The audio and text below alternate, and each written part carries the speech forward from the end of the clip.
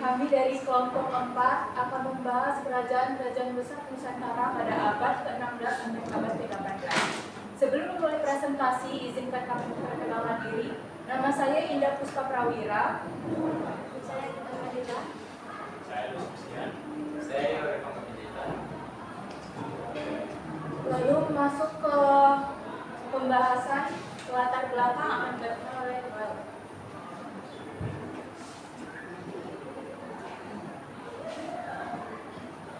Yang pertama itu adalah latar belakang. Latar belakang politik kerajaan Mataram Islam. Kerajaan Mataram Islam merupakan salah satu kekuatan politik terbesar di wilayah Jawa pada abad ke-16 hingga ke-18.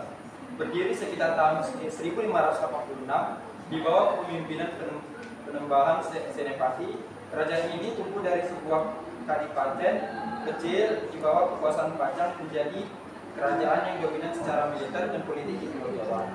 Mataram tumbuh dengan identitas Islam yang kuat, tetapi tetap mempertahankan unsur-unsur kebudayaan Jawa klasik dalam konstelasi politik Nusantara. Mataram menjadi pesaing utama VOC dan kerajaan-kerajaan pesisir yang berbasis pada perdagangan seperti Banten, Cirebon, dan Surabaya. Sistem pemerintahan Mataram bersifat sentralistik dengan raja sebagai pemegang kekuasaan mutlak, menggabungkan unsur spiritual dan politik dalam satu kesatuan kekuasaan.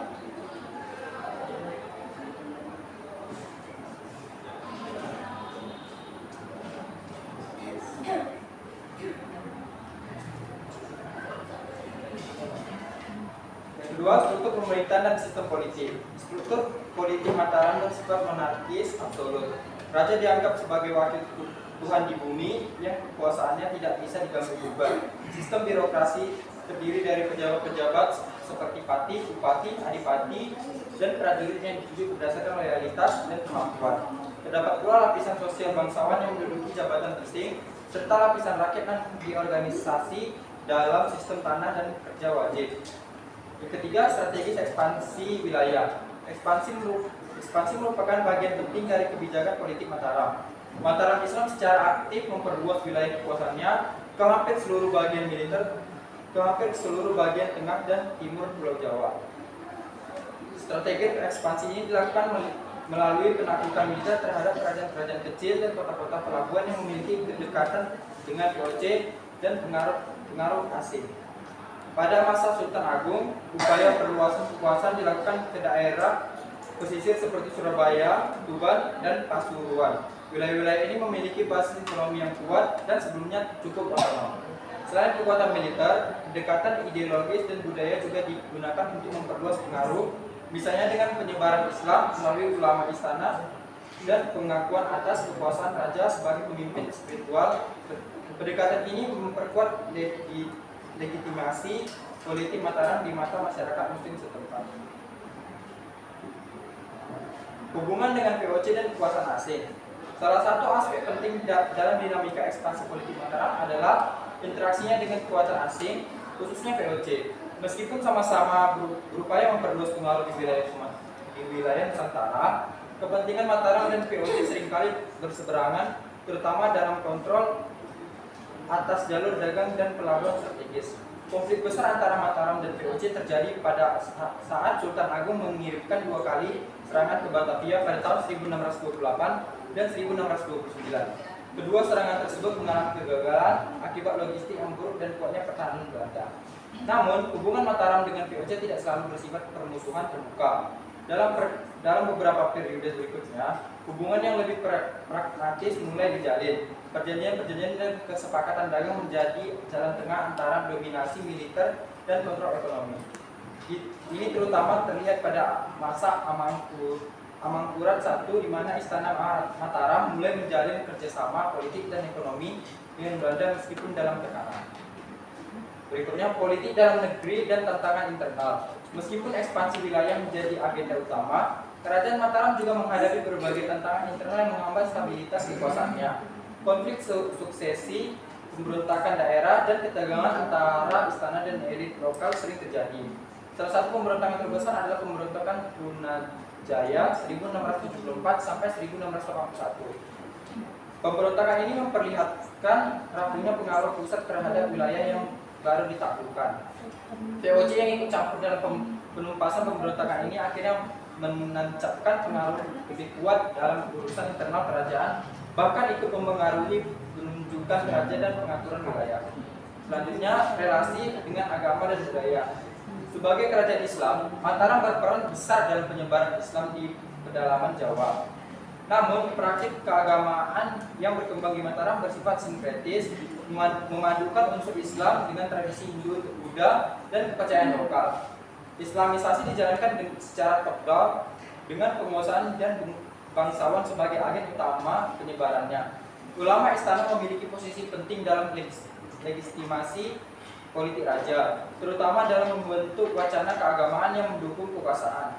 Sultan Agung misalnya dikenal sebagai raja yang memperkenalkan penanggalan Jawa Islam dan mendirikan masjid agung di berbagai wilayah untuk memperkuat identitas religius kerajaan.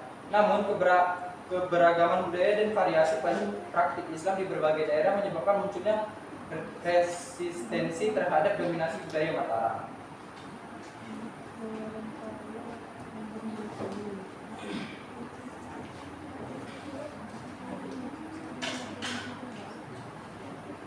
Selanjutnya, perdagangan dan pertahanan Kesultanan Gua Talu. Latar belakang dan pertumbuhan Kesultanan Gua Talu. Kesultanan Gua Talu yang terletak di wilayah Sulawesi Selatan merupakan salah satu kerajaan maritim terpenting Nusantara pada abad ke-16 hingga ke-18. Kesultanan ini terbentuk dari aliansi dua kerajaan, yaitu Goa dan Talu, yang bersatu di kawasan kekuasaan Raja Goa ke-10 Tunipalangga, dan semakin kuat pada masa pemerintahan Sultan Alauddin pada tahun 1563 sampai 1639. Raja Goa pertama yang memeluk Islam. Kekuatan utama Gua Talu terletak pada posisinya yang strategis di jalur perdagangan maritim antara Maluku, Jawa, Kalimantan, dan Semenanjung Malaya. Sebagai pelabuhan utama di kawasan timur Indonesia, Makassar atau ibu kotanya Gua Talu menjadi pusat transit barang-barang seperti rempah-rempah, kain, emas, dan hasil bumi lainnya. Hal ini menjadikan Gua Talu sebagai kekuatan ekonomi regional yang tak bisa diabaikan. Sistem pemerintahan dan struktur sosial. Kesultanan Gua Talu memiliki sistem pemerintahan yang terorganisir dengan baik dan bersifat feodal. Raja atau sultan memegang kuasa tertinggi, tetapi dibantu oleh pejabat-pejabat tinggi seperti Karaeng atau bangsawan, Cuma Ilanglang atau penasihat raja, dan orang-orang penting dari bangsawan Talu. Dalam praktiknya, sistem pemerintahan dijalankan secara kolektif melalui peran-peran tokoh adat, militer, dan agama. Struktur sosial dalam masyarakat Gua Talu terbagi menjadi 3 golongan besar: bangsawan atau anak Karaeng, rakyat biasa atau Maradeka, dan budak atau Atak. Meskipun sistem sosial bersifat hierarkis, masyarakat Gua sangat dinamis dan terbuka terhadap pedagang asing, migran, dan ulama dari berbagai penjuru. Islam memainkan peran penting dalam pembentukan identitas politik dan hukum kesultanan.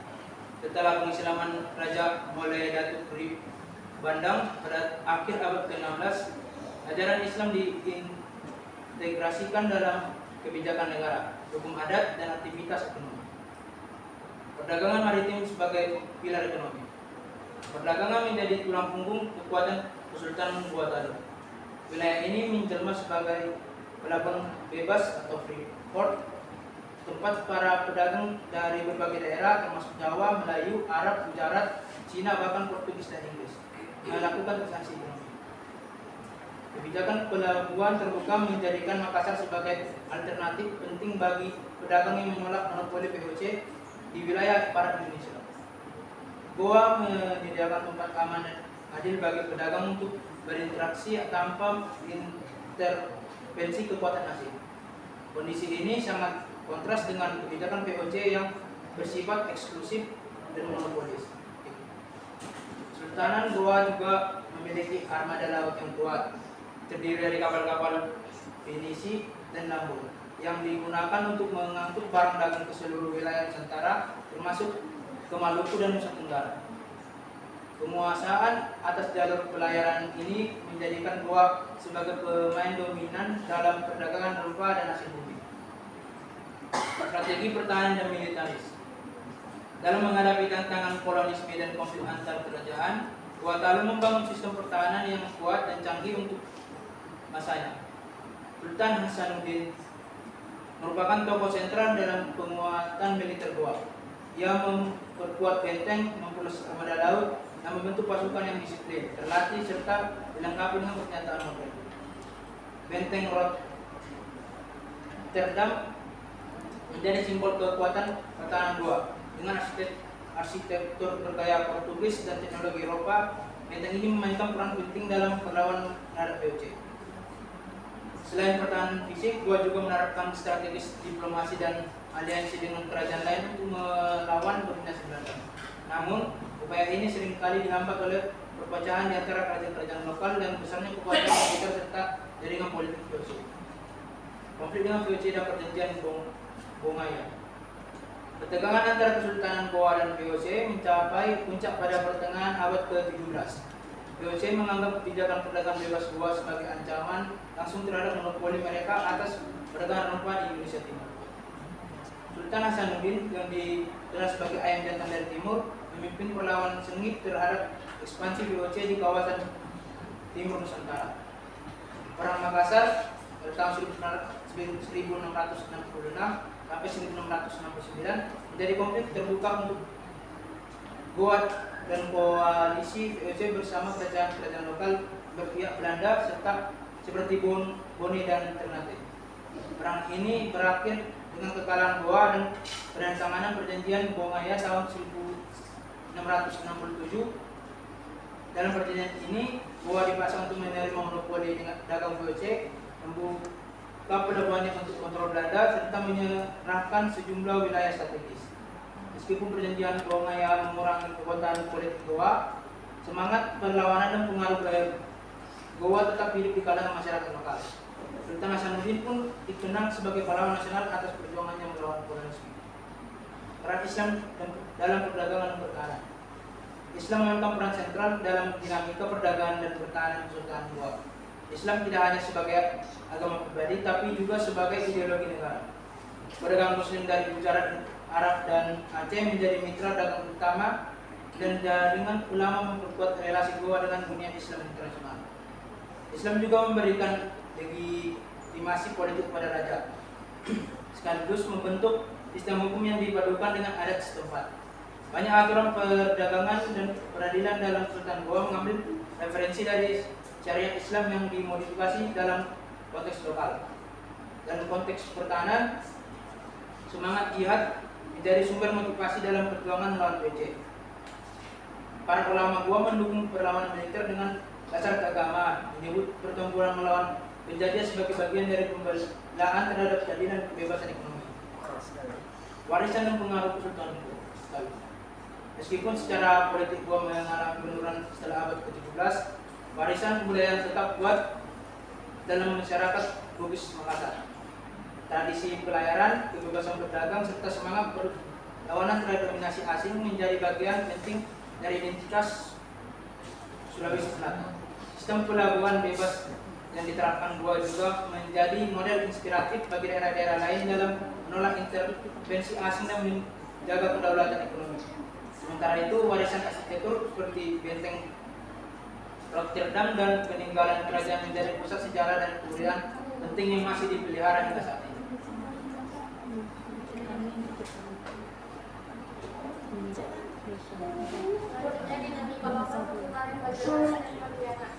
Posisi strategis dan pemerintahan lokal. Wilayah Kalimantan, khususnya bagian selatan dan barat, pada abad ke-16 hingga ke-18 menjadi area bagi munculnya kekuatan politik lokal yang berorientasi maritim dan dagang. Dua di antaranya yang mencuat adalah Kesultanan Banjarmasin dan Kalimantan Selatan dan Kesultanan Pontianak di Kalimantan Barat. Keduanya bukan hanya berfungsi sebagai entitas politik,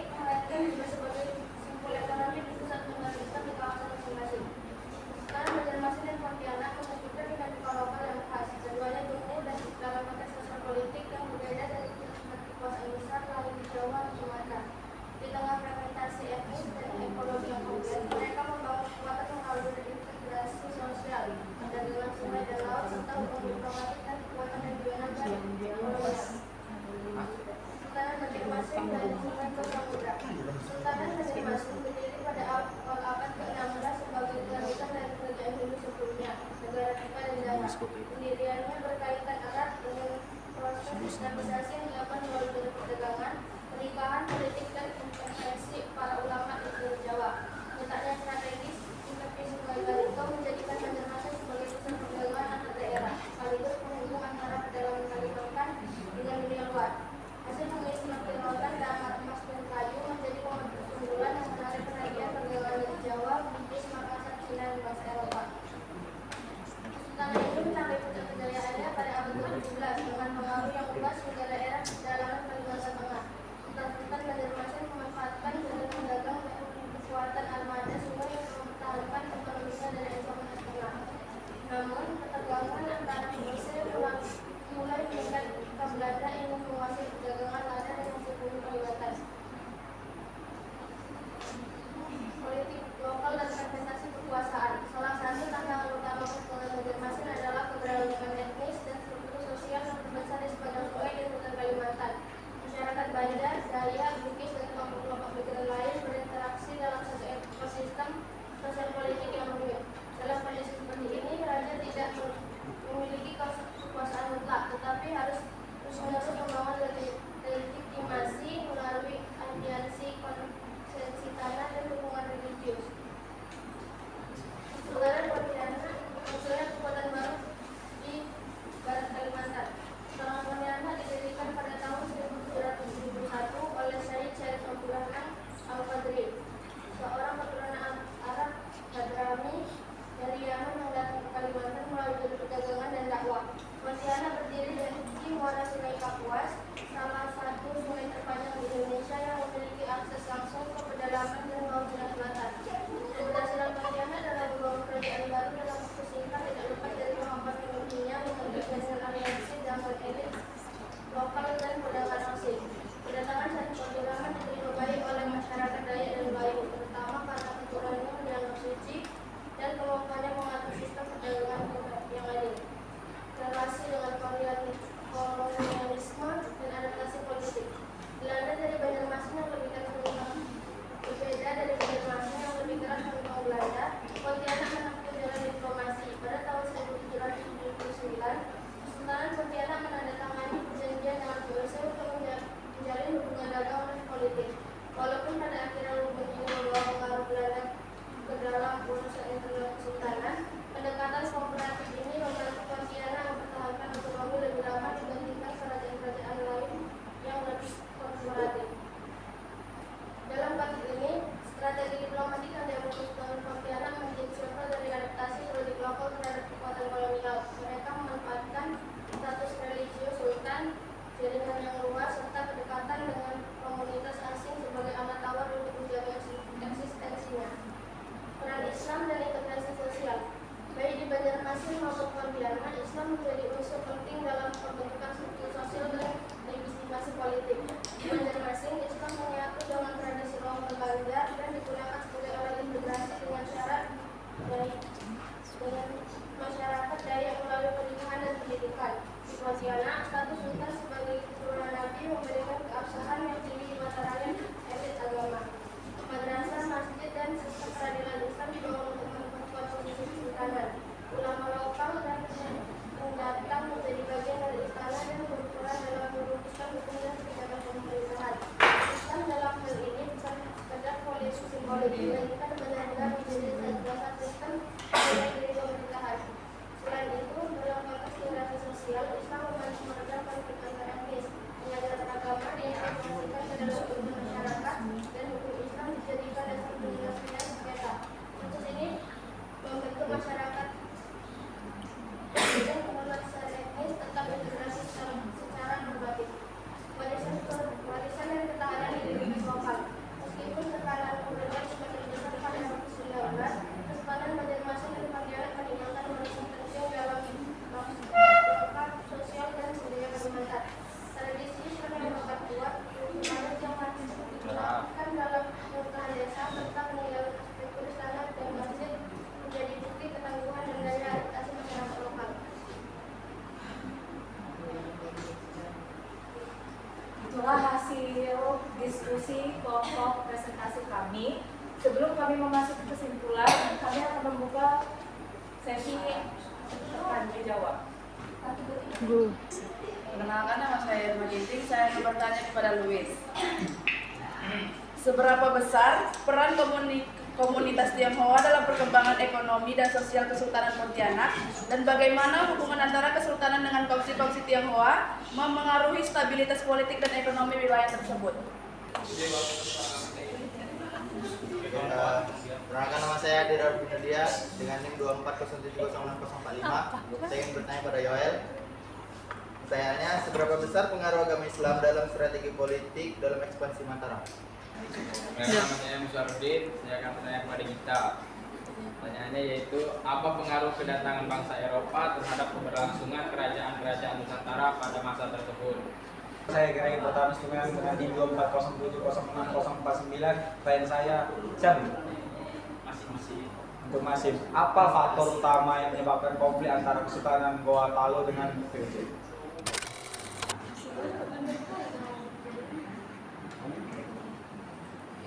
Assalamualaikum warahmatullahi wabarakatuh. Untuk melanjutkan sesi pertanyaan tanya jawab tadi, kami akan menjawab pertanyaan-pertanyaan yang telah diberikan kepada kami.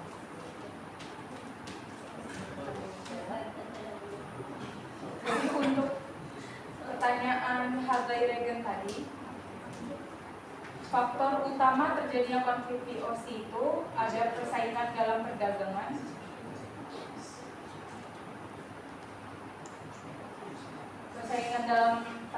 rempah-rempah, penolakan terhadap monopoli VOC, aliansi dan dukungan asing. Kesultanan Goa menjalin hubungan dengan pedagang dan kekuatan asing lainnya yang menjadi saingan VOC seperti Portugis dan Inggris. Hal ini dianggap ancaman langsung bagi kepentingan VOC di wilayah timur. Ekspansi militer VOC, lalu ada perbedaan kepentingan politik dan ekonomi. Seperti yang kita tahu, Kesultanan Goa ingin mempertahankan kedaulatan dan membuka kemerdekaan ekonominya, sementara VOC berusaha menentukan kekuasaan lokal demi kepentingan kolonialisme Belanda. Untuk harga Regen,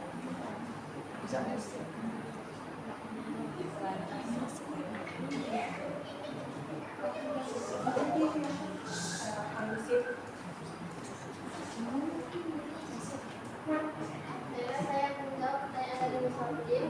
Pertanyaannya, apa pengaruh kedatangan bangsa Eropa terhadap keberlangsungan kerajaan-kerajaan Nusantara pada masa tersebut? Kedatangan bangsa Eropa ke Nusantara membawa perubahan besar dalam berbagai aspek kehidupan kerajaan lokal, yaitu dampak politiknya.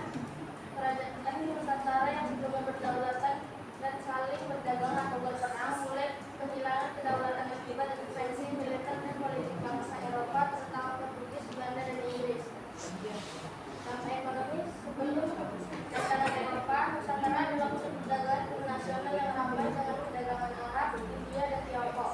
Namun bangsa Eropa, terutama VOC, monopoli perdagangan rempah-rempah dan mengubah sistem perdagangan menjadi sangat terpusat dan eksploitasi. Dampak sosial dan budayanya, maksudnya agama Kristen dan Katolik, terutama melalui misi Portugis dan Belanda, mengubah struktur keagamaan di beberapa wilayah Nusantara, khususnya di Indonesia bagian timur seperti Maluku. Sistem pelapisan tersebut berubah dengan munculnya golongan elit seperti di barat, buruh, majikan, serta stratifikasi sosial baru yang menempatkan bangsa Eropa di posisi tertinggi.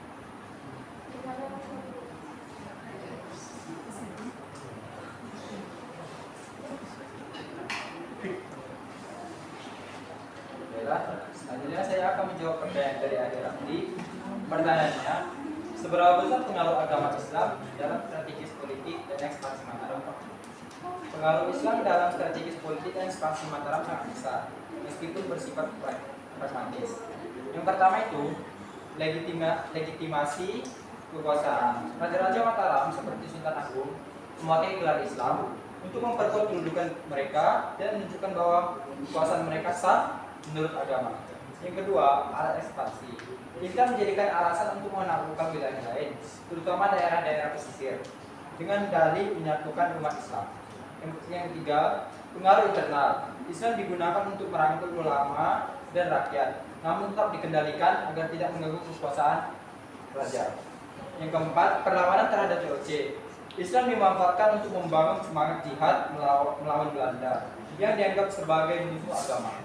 Yang terakhir yaitu yang kelima, sinkretisme. Islam di Mataram dipadukan dengan budaya lokal sehingga lebih mudah diterima rakyat dan mendukung stabilitas politik. Gimana? Gimana? Terima kasih.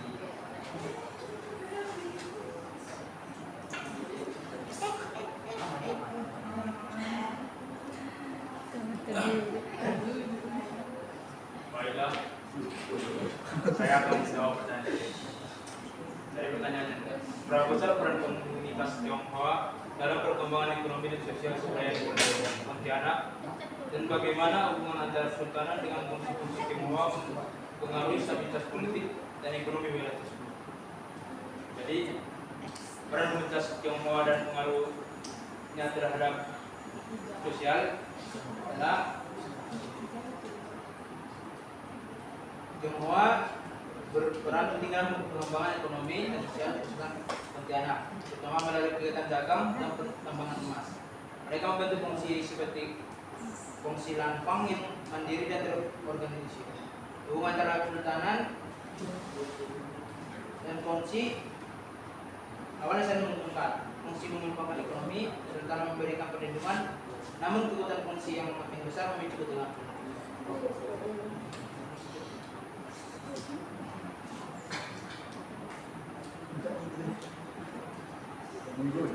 Sekian mau jawaban saya diterima. Kalau nggak jelas bilang. Ya. Apa yang bilang nggak jelas? Coba ulang lagi.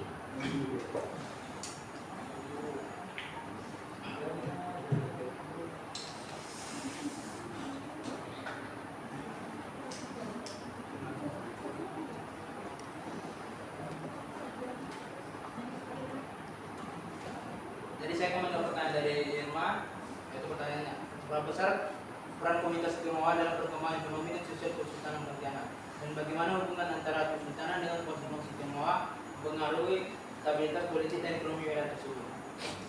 Jadi jawaban saya, peran komunitas Tionghoa dan pengaruh fungsi terhadap stabilitas Kesultanan Pontianak, di mana komunitas Tionghoa berperan penting dalam pengembangan ekonomi dan sosial Pontianak, terutama melalui kegiatan dagang dan pertambangan emas. Mereka membantu fungsi seperti fungsi lanfang yang mandiri dan terorganisir. Hubungan antara kesultanan dan fungsi awalnya saling menguntungkan. Fungsi menyumbang ekonomi, kesultanan memberikan perlindungan.